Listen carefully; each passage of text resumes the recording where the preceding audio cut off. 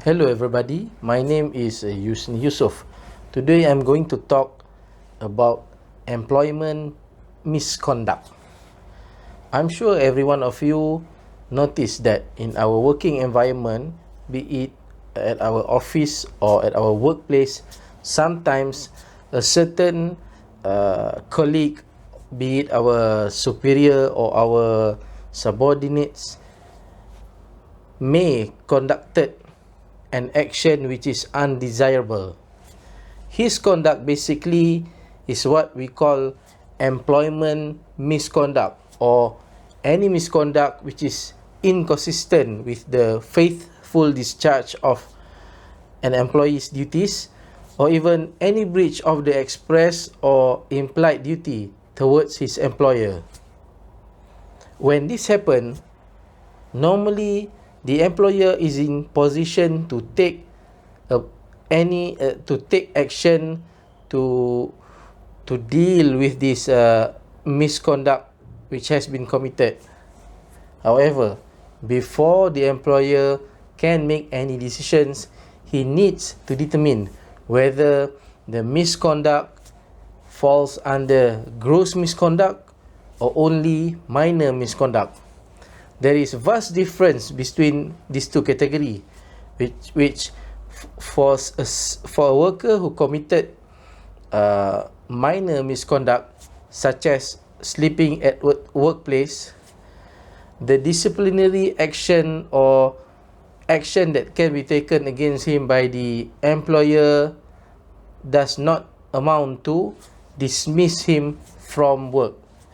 Can be taken disciplinary, any form of disciplinary action against him, but if the employer decides to dismiss him, there is a possibility that the employer has overstepped or has reacted in a disproportionate action against the employer.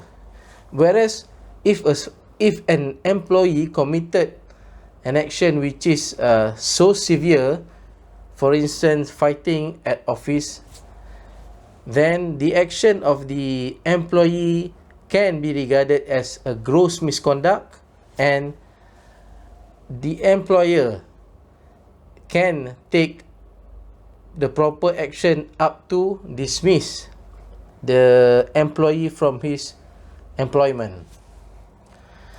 Before any employer decides or make any decision to categorize any misconduct, whether it is a gross misconduct or minor misconduct, the employer needs to examine the action and factors surrounding it. First and foremost, the employer needs to look whether the employee who committed the act did it willingly, or the action has been committed due to his negligence or without him knowing it. The second factor that the employer needs to look at is whether the action is a repetition of behavior.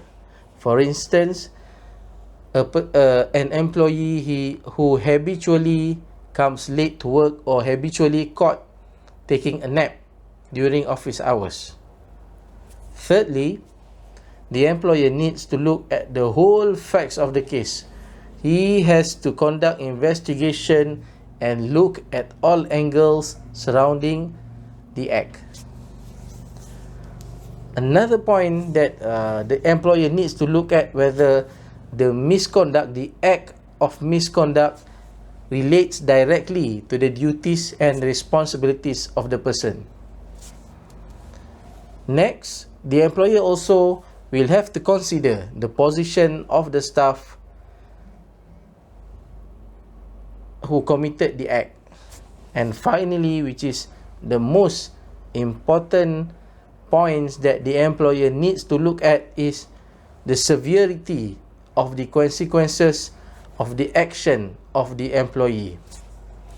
By taking all these factors into account, only then the employer can categorize whether to consider the action to be a gross misconduct which may result in the person to be terminated or dismissed, or only a minor misconduct which entails a certain lighter punishment.